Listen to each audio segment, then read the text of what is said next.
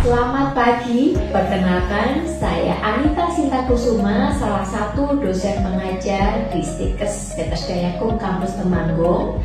Saya mengajar mata kuliah ilmu dasar keperawatan dengan kode mata kuliah 2027.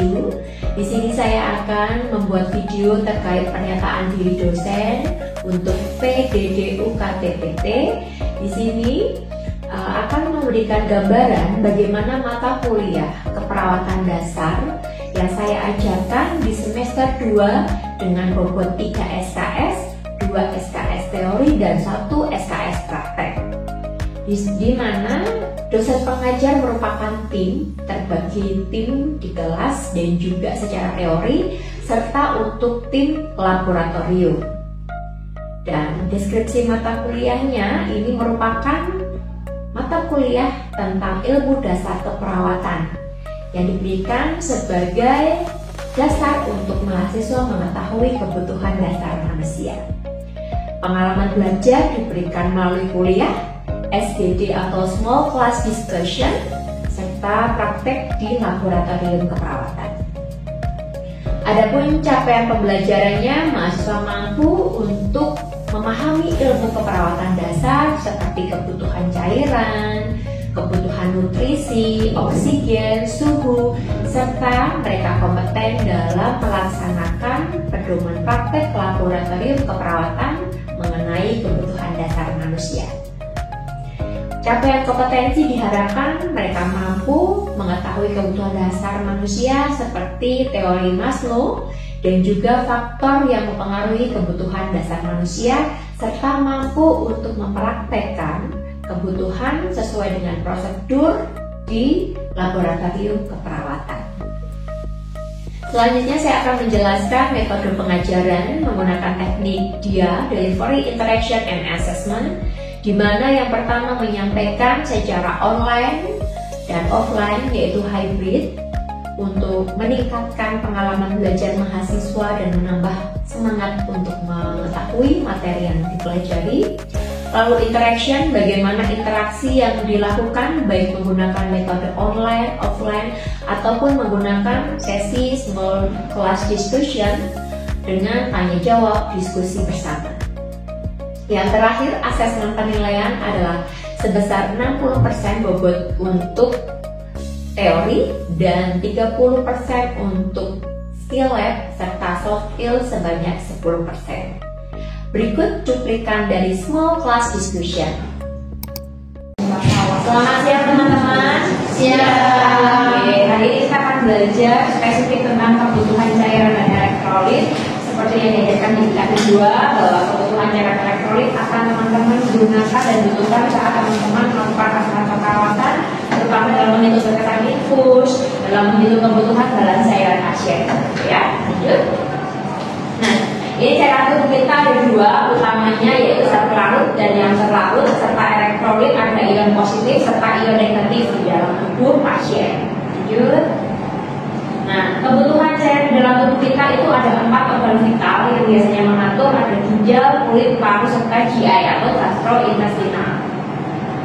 Oke, apa sih fungsi kebutuhan cairan tubuh? Apa mustika fungsi cairan tubuh di dalam tubuhnya? Memelihara volume dan tekanan darah, mengatur suhu tubuh, melakukan zat nutrisi dan membantu transportasi ke sel-sel, mengatur zat sistem metabolisme untuk dijual, berperan dalam proses pencernaan dan absorpsi nutrisi, memelihara keseimbangan asam basa tubuh, berperan dalam proses pembuangan darah, dan berperan dalam proses penyembuhan luka. Ya, kenapa sih penting kebutuhan cairan? Antara lain volume, ya, tekanan darah itu berpengaruh biasanya. Terus suhu tubuh, kalau kita berhidrasi biasanya kita akan mengalami peningkatan suhu tubuh, gitu ya. Terus membantu transport sel, makanya kalau orang dehidrasi dia akan mengalami kebutuhan nutrisi biasanya, transport selnya terganggu, seringkali juga pasiennya mengalami sesak nafas, gitu, oke. Untuk mengatur sisa metabolisme tadi ya, banyak yang mengalami gangguan eliminasi karena biasanya pasien mengalami apa? Dehidrasi, mual, muntah, indeks cairannya kurang di dalam tubuh, gitu. Serta dia berperan dalam penyembuhan luka juga karena menjadi transport ya. Kalau kita dehidrasi termasuk aliran darah di dalam tubuh juga kurang, maka oksigen, nutrisi yang harus dibawa lebih ke sel yang rusak itu juga akan terlambat atau kurang. Oke, lanjut. Nah, ini harus diingat bahwa cairan tubuh itu 60%, terutama di tubuh orang dewasa ya. Di mana 40% itu di intrasel di dalam sel tubuh kita, sedangkan 20-nya di ekstrasel, di luar sel dalam tubuh kita. Ekstra sendiri dibagi lagi interstisial dan plasma dada. Apa itu? Kita lihat di sini teman-teman. Lanjut. Nah, ICF atau cairan intraseluler itu biasanya mengandung zat kalium, fosfat, magnesium. Jadi kadang kalau pasien kenapa kok nggak ada kebutuhan yang kurang, bisa sampai kesemutan, kejang, karena teman-teman biasanya kalium, fosfat, sama magnesiumnya yang terganggu. Pada pasien apa ditemukan Bu? Teman-teman saat mengkaji pasiennya mual, muntah, diare, gitu ya. Itu bisa terjadi teman-teman. Jadi elektrolitnya ngedrop turun, itu bisa menyebabkan kejang pada pasien. Lalu ekstraseluler atau ECF begitu ya. Di luar sel, contohnya di plasma, di cairan darah, interstisial, di antara sel. Teman-teman tahu nggak? Kadang terluka itu keluar cairan darahnya itu bentuknya bening, gitu ya. Itu plasma ya. Mengandung protein, glukosa, elektrolit serta hormon di dalamnya. Makanya hanya 5% yang sedikit di dalam tubuh kita. Cairan interstisial mengandung zat yang dapat melintas di dinding kapiler atau serabut pada kapiler dalam tubuh kita. Next. Nah, gangguan, teman-teman tadi ketemu gangguan, sudah ada ya yang mengalami gangguan pada pasiennya, ketemu apa saja? Hipovolemik, hipervolemik. Yang hipo, pasiennya mengalami apa tuh sampai terjadi hipovolemik? Kekurangan cairan. Ada yang pasiennya ketemu mual muntah? Ada ya, mual muntah, diare? Ya, diare bisa terjadi hipovolemik. Sedangkan hipervolemik, tadi pasiennya anas, kenapa anas? Bisa terjadi hipervolemik pada pasien karena kelebihan cairan. Terus tadi pasiennya siapa yang mengalami bengkak? Ya, kenapa? L. Bengkak. Oke, terlalu banyak apa namanya, sebelumnya juga dia imobilitasnya terganggu ya sehingga. Terus dapat obat apa dia? Kalau sudah bengkak biasanya tubuh diuretik. Fungsinya diuretik untuk apa? Terus kompensasinya dalam tubuhnya berupa apa? Dia keluar cairan yang melalui apa? Urin. Makanya pasiennya sering banyak kencing, gitu ya. Lanjut. Nah, ini yang kita pakai teman-teman. Ini sudah menurut WHO begitu ya, bahwa berat badan kalau dia di bawah atau sama dengan 10 kilo, maka kebutuhan cairannya 10 mili per kilogram berat badan. Jadi contohnya kalau beratnya 10 kilo, berarti kebutuhannya berapa cairannya dalam 24 jam? 100 kali 10 berarti 1000 mili, gitu ya. Terus 11 sampai 20 kilo ini pada anak-anak biasanya ya, 1000 mili plus 50 mili per kilogram. Kalau beratnya 20, maka plusnya jadi berapa itu?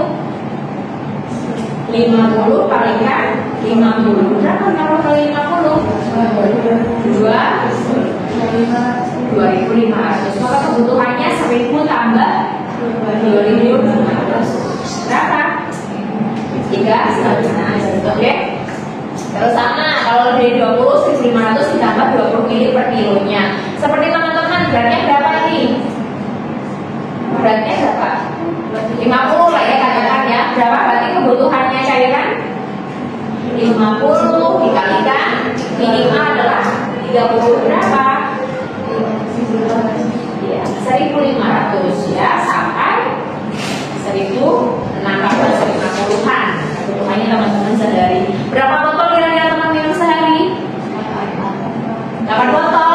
12 ya, 12 kita 200. Itu ya. Oke, next. Nah, ini diingat ya. Teman-teman akan di ruangan itu menghitung IBL, balance cairan. Ada cairan masuk, cairan keluar. Cairan masuk seperti apa contohnya? Minum, makan, infus. Cairan keluar,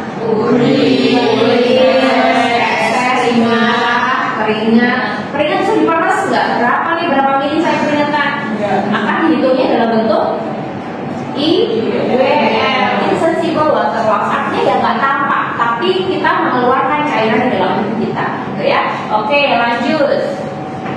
Nah, ini adalah rumus metabolisme secara normal teman-teman di anak-anak serta ke dewasa, gitu ya. Ini sudah paten rumusannya. Sekarang kita lihat di sini teman-teman. Untuk dewasa, gitu ya, 5 cc, kita contohkan 5 cc per kilogram berat badan per hari. Katakan tadi beratnya 50, maka berapa kebutuhan AM-nya, air metabolismenya? 5 dikalikan 50, berarti berapa? 250 cc per harinya, gitu ya. Ini saya punya kertas nanti untuk menghitung. Di akhir kita akan kumpulkan teman-teman penghitungannya, bener apa enggak, gitu ya, dibagi enggak.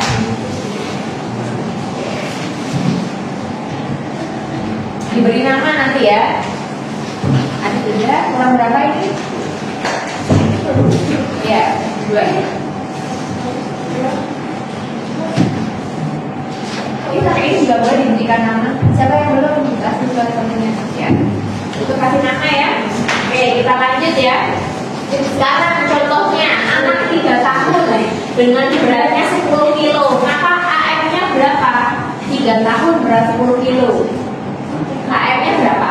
900.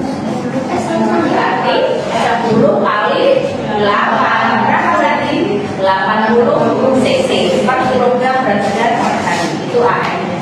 Oke, lanjut. Nanti kita ke soal. Nah, teman-teman, ini untuk dewasa ya. Insensibel water loss-nya pada dewasa 15 kali BB per 24 jam. Contohnya tadi, pasiennya BB-nya usia 20 tahun, BB 50 kilo. Maka rumus IWL-nya menjadi berapa, teman-teman? Ini nanti contoh soal yang lain. 15 kalau BB-nya 50, berarti berapa IWL-nya? 19 kali 50. Nah, 15 kali 50 untuk 24 jam. 15 kali 50 berapa?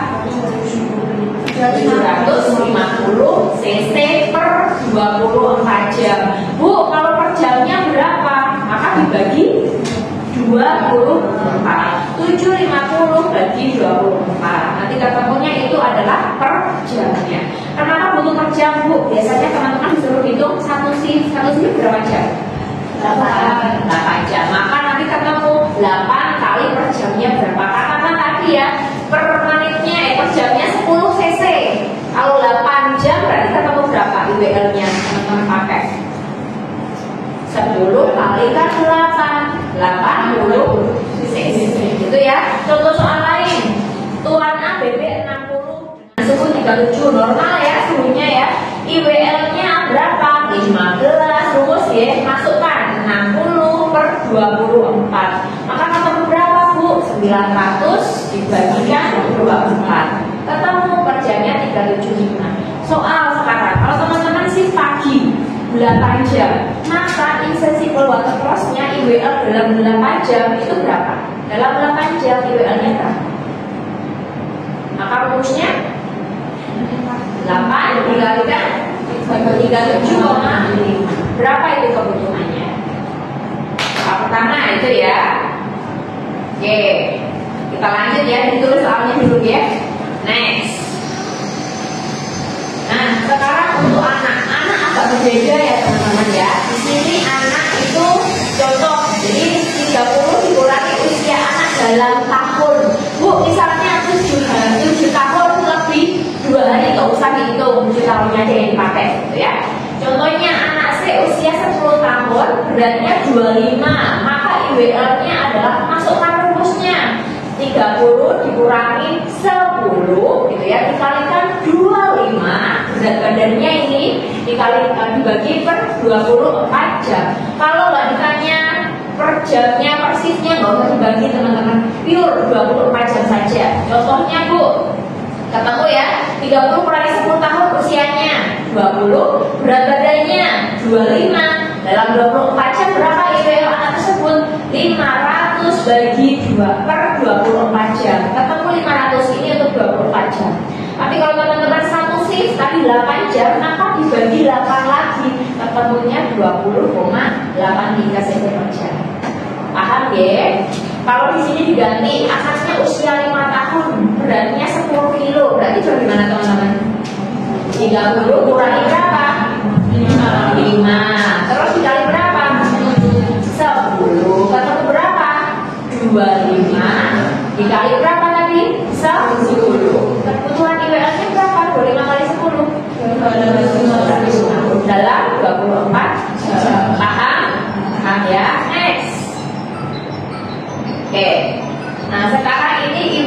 dari kenaikan suhu ya. Kalau demam, katakan dia hipertermi atau demam berapa ya.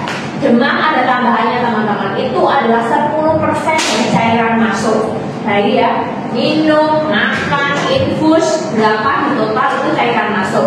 Contoh soal langsung ya teman-teman paham. Cairan masuk tuan B itu tuan A berat badannya 60, suhunya 39, demam nggak ini? Demam ya. Terus berapa ini kenaikan suhunya? Maka IWL-nya adalah cairan masuknya dihitung 200 cc katakan ya. Normalnya 37,5, berarti dimasukkan rumus 10%-nya. Ini mana Bu? Rumus ini ya. Kalikan 200 apa? CM, betul, cairan masuk. Suhunya berapa? Suhunya tingkat tadi, hipertermi 39 dikurangi 37 gitu ya. Ditambahkan, ini 37 normal ya. Ditambahkan IWL-nya, IWL awalnya, IWL normalnya gitu ya. Bagi 24 jam, ketemu berapa? 17 tambah 37,5 ketemu 39. Tapi kalau nggak dibagi 24 jam, ini ditanya dalam 24 jam berapa Bu? Berarti nggak perlu dibagi. Ini kan untuk per jam. Kalau dia per 24 jam nggak perlu dibagi 24 jam. Clear teman-teman? Kalau contohnya di sini dia cairan masuknya 1000, berarti gimana nih? 10%-nya kali 1000. 10%-nya 1000 berapa? 100. Ya, tinggal dimasukkan 100 kali berapa? Kalau suhunya tersebut 39 demamnya. Tetap 2. 39 kali 37 2. 37 dari mana Bu? Ini adalah IWL normal pasien, itu di awal. Ketemu berarti ya. Tadi ya 100 kali 2, 200 ditambah 37,5. 237 per 24 jam. Oke? Oke, lanjut ya, nanti soal berikutnya. Nah, ini adalah soal berikutnya. Silahkan dikerjakan. Usia 33 BB 50 per 24 jam. Ini saya contohkan ya. Minum berarti apa? CM atau cairan keluar atau CK? Cairan masuk. Kencing? Cairan keluar ya. Diare? Cairan keluar. Mual, muntah, infus sebanyak 500 cc sudah masuk. Berarti cairan masuk. Berarti 500 tambah 800 gitu ya. Berapa balans cairan pasien dengan suhu 36? Normal nggak suhunya? Normal. Hitung AM, air metabolismenya. Yang pertama silakan dikerjakan. Yang kedua IWL-nya berapa? Yang ketiga intake cairan berapa dari dihitung, outputnya berapa? Ketiga balans cairannya. Clear ya? Tulis dulu, nanti di akhir kita kumpulkan. Nanti saya kasih waktu. Ada yang mau ditanyakan dulu sampai sini teman-teman? Tidak? Dan jika ada yang mau ditanyakan dan clear ya? Oke, kita lanjut dulu. Nanti di akhir kita kumpulkan. Nah, next, Pak, karena kalinya nih lanjut. Sekarang tetesan. Siapa yang masih kesulitan menghitung tetesan infus? Oke, Mus. Kita lihat sama-sama teman-teman. Ingat ya, setnya di sini pakai ini yang apa kalau dewasa? Makro. Makro itu berapa? 20. Setnya 20. Bu, ada yang 16 ada, tapi jangan dipakai teman-teman. Kalau kita di rumah sakit biasanya 20 gitu ya. Jadi kita pakai 20 ya. Kalau anak-anak itu memang batasannya ada jarumnya kecil belum. Pernah lihat belum?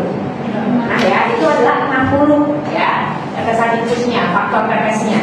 Rumusnya yang diolah Ale itu hanya bagian bawah. Ingat, bagian bawah. Contoh ya, jumlah cairan berapa tetes per menit yang ditanyakan. Maka rumusnya jumlah cairan yang masuk, katakan satu frankfurt itu 500 ya, dikalikan faktor tetesnya ini dibagi lama infus dalam jam kali 60 menit. Bu, kalau ditanya Bu, lama infus, tinggal yang bagian bawah yang dicari teman-teman, yang diganti. Tetap jumlah cairan yang masuk kalikan faktor tetes dibagi jumlah tetesnya per menit. Pahami dulu ya, kita kasih contoh soalnya. Next, mas. Nah, contoh begini. Pasien 20 tahun dipasang infus dengan faktor tetesnya 20 tetes per menit gitu ya. Tetesnya 20 tetes, infusnya 500, habis 4 jam. Berapa tetes per menit? Berarti gimana? 5 500. Ini adalah satu plafonsnya, kalikan 20. 20 tadi apa? Faktor tetesnya liter, dibagi 4 itu apa?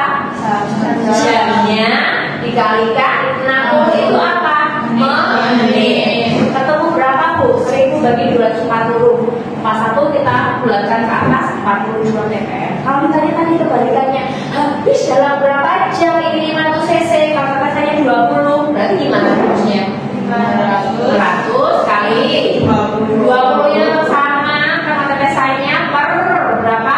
Faktor tetes lainnya per 4. Ada yang diketahui 42 ya? 42 kalikan 60. Nanti akan ketemunya pasti dia akan 4 jam. Gampang toh? Ya lanjut. Ini contoh ya. Tadi saya masukkan 500 cc, terus 20 faktor tetesnya, ya. Dibagi 30 itu adalah tetesannya. 60 apa Bu? Menitannya. Terus hasilnya berapa? 1000 bagi 1800. Ketemu habis dalam 5 jam. Masih bingung? Masih bingung? Contoh lagi ya, tak balik sekarang. Kalau ditanya, ini nanti habis dalam berapa jam? Kalau faktor atau tetesannya 20 ppm, yang diganti yang apanya? 10-nya, yang di otak ada bagian depannya kok.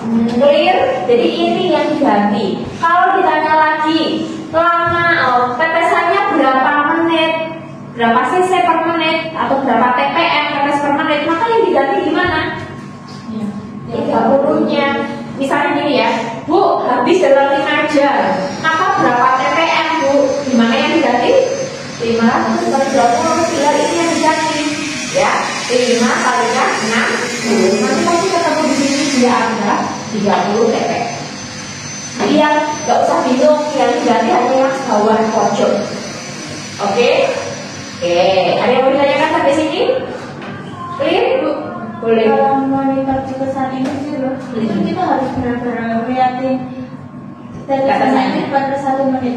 Per 1 menit, tapi misalnya Bu, kan kalau 1 menit kan terlalu lama ya, 1, 2, lebih baik pakaian gitu ya. Maka dihitung dulu. Biasanya kan 20 ppm, contoh nih ya, 20 ppm. Maka kalau 60 menit saat tetesnya 1 detiknya itu nanti berapa tetesan? Kan sepertiga dong.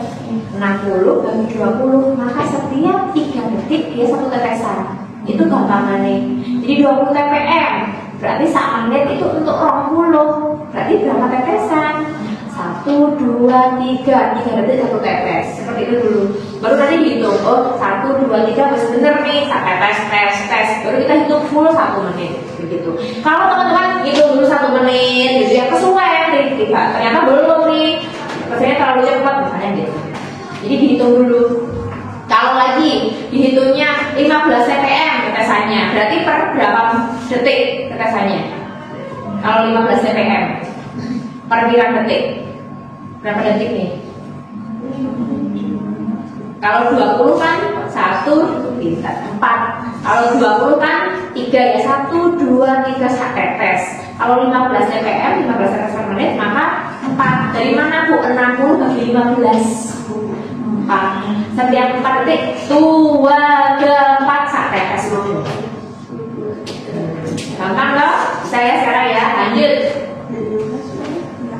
Ya, 60 bagi 4, 60 bagi 20.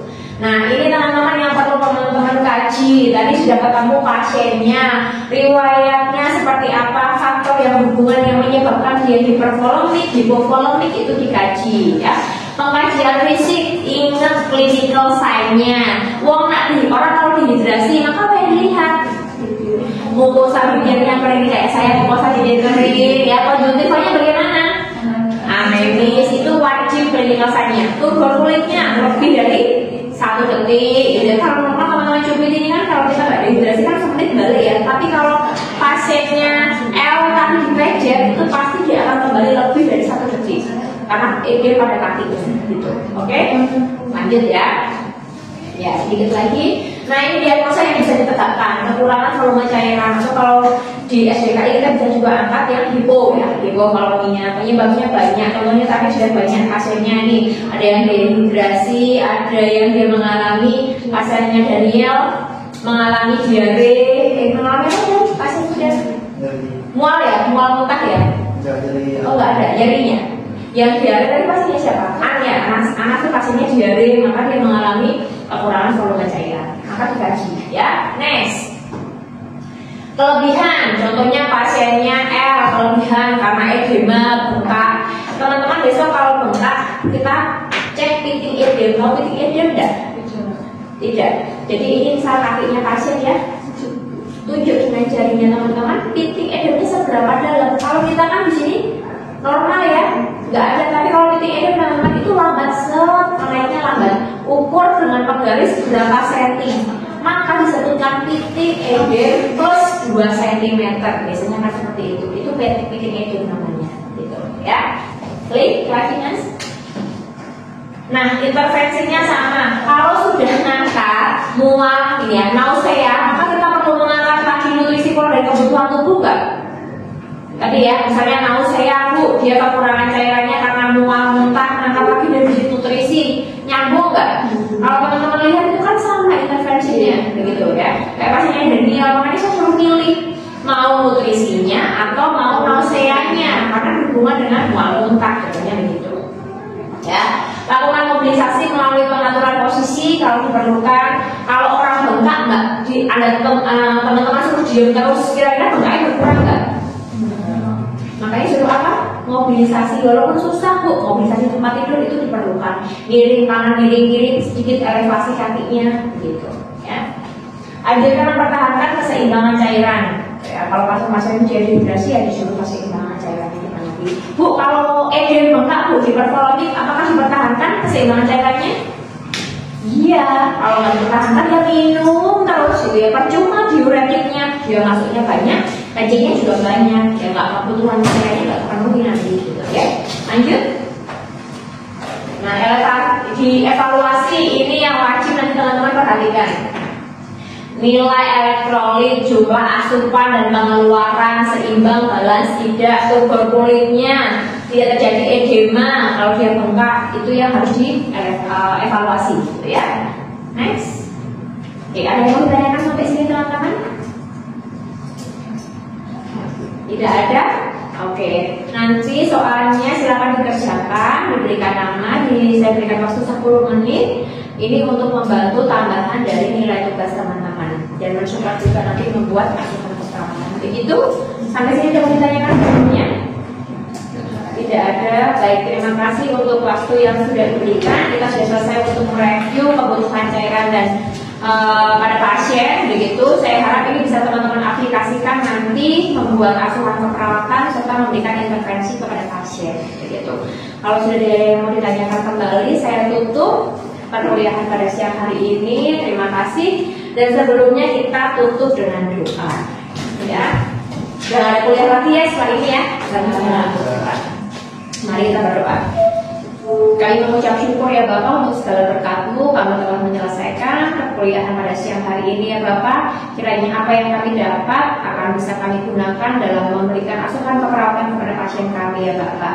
Bapak, sebentar lagi kami akan undur diri dari hadapan-Mu dan di tempat ini ya Bapak. Berkati setiap kami untuk dapat sampai ke tujuan dengan selamat. Terima kasih Bapak, di dalam nama-Mu kami berdoa dan mengucap syukur. Amin. Oke, terima kasih teman-teman. Selamat pulang, selamat istirahat. Itulah cuplikan pembelajaran dengan metode small class discussion, di mana materi diberikan secara langsung dengan topik pembelajaran kebutuhan cairan dan elektrolit, lalu mahasiswa dapat berdiskusi secara langsung dan menganalisis tentang teori yang diberikan. Terima kasih, Tuhan memberkati.